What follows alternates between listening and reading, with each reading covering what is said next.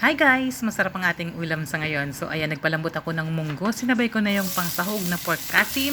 Dahil malambot na, so magisa na tayo ng luya, bawang. Okay. Sunod na rin natin ng sibuyas at kamatis.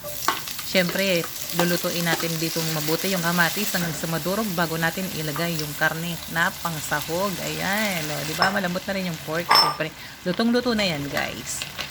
Bago natin igisa para makuha natin yung flavor na gusto natin. Hindi konting asin, bago ko rin inilagay yung pinalambot na munggo. So, and konting kulo na lang to, no?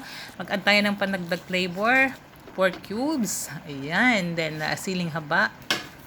Nilagay ko na rin yung dahon ng sibuyas dahil lasa na ang gamit ko. Then, dahon ng ampalaya ang aking dahon na ginamit. Pwede rin namang malunggay, guys, para mas healthy lalo. Ayan. Okay. So, kaunting kuluan lang to para makaluto yung ating dahon ng ampalaya. So, tinimplahan ko na rin ng bechin. At para mas lalong mas masarap. So, ayan, chicharong baboy. Kaunting-kaunti lang yan, guys. Dinurog ko ng gusto. Para maghalo pa yung flavor sa munggo. So, tikman natin kung okay na yung lasa. So, dahil okay na, guys, ang ating masarap na ulam.